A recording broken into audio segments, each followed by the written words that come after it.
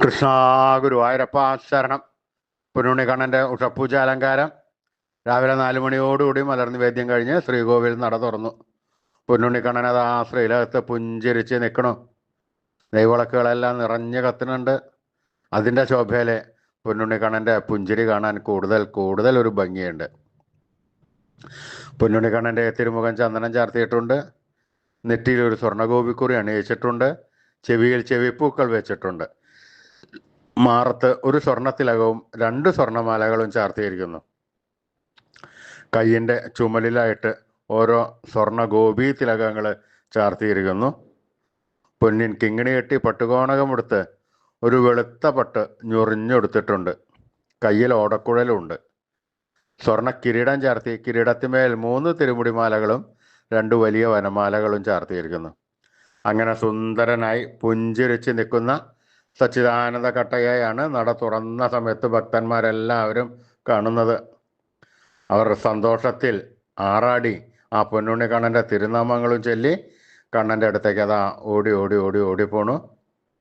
ആ സോപാനപ്പടിയിൽ നിന്ന് കണ്ണനെ കൺകുളിർക്ക കണ്ട് കണ്ണൻ്റെ തൃക്കാൽക്കൽ വീണ് നമസ്കരിക്കണു, പ്രാർത്ഥിക്കണു. കണ്ണൻ അവരെ എല്ലാവരെയും അനുഗ്രഹിക്കണം. ആ സുന്ദര രൂപം നമുക്കും നമ്മുടെ മനസ്സിലേക്കൊന്ന് ആവാഹിച്ചാലോ? എല്ലാവരും നല്ലപോലെ പ്രാർത്ഥിച്ചോളൂ.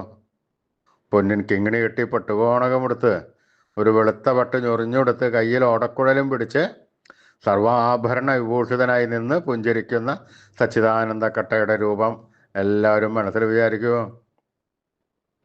നല്ലപോലെ വിചാരിച്ചോളൂ. പൊന്നുണ്ണിക്കണ്ണൻ അതാ നമ്മുടെ മനസ്സിൻ്റെ ഉള്ളിലേക്ക് അതാ കയറി വരണു.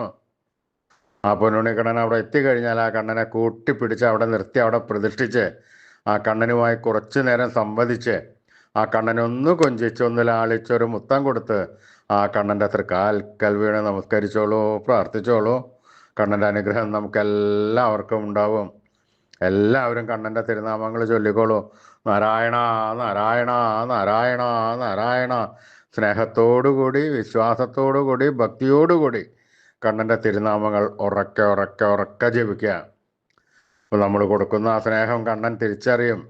എന്നിട്ട് കണ്ണൻ ഓടി വന്ന് നമ്മൾ കൊടുത്ത സ്നേഹത്തിൻ്റെ 10 മടങ്ങ് ഇരട്ടി കൂടുതൽ നമുക്ക് തന്ന് നമ്മുടെ മേലൊക്കൊന്ന് കയറിയിരുന്ന് നമുക്കൊരൊക്കത്ത് കയറിയിരുന്ന് നമുക്കൊരു മുത്തം തന്ന് വേണ്ട സമയത്ത് വേണ്ടതെല്ലാം വാരിക്കോരി തന്ന് കണ്ണൻ അനുഗ്രഹിക്കും.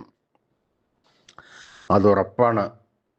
അപ്പം എല്ലാവരും കണ്ണനെ സ്നേഹത്തോടുകൂടി ഭക്തിയോടുകൂടി വിളിച്ചോളൂ. നാരായണ നാരായണ നാരായണ നാരായണ. കൃഷ്ണായ വാസുദേവായ ഹരേ പരമാത്മനെ പ്രണതക്ലേശനാശായ ഗോവിന്ദായ നമോ നമഃ.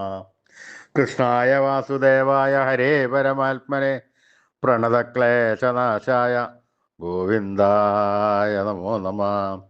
കൃഷ്ണായ വാസുദേവായ ഹരേ പരമാത്മനെ പ്രണതക്ലേശനാശായ ഗോവിന്ദായ നമോ നമഃ. അച്യുതാനന്ദ ഗോവിന്ദ അച്യുതാനന്ദ ഗോവിന്ദ അച്യുതാനന്ദ ഗോവിന്ദ.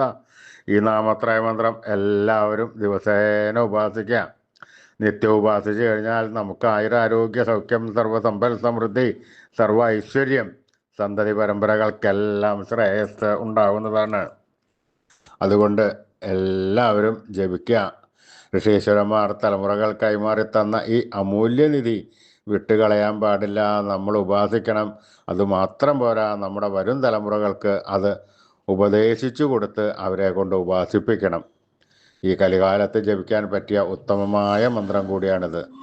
അതുകൊണ്ട് ആരും ഉപേക്ഷ വിചാരിക്കേണ്ട. തുടങ്ങിക്കോളൂ. നാമത്രയ മന്ത്രം ചൊല്ലിക്കോളൂ. അച്യുതാനന്ദ ഗോവിന്ദ അച്യുതാനന്ദ ഗോവിന്ദ അച്യുതാനന്ദ ഗോവിന്ദ.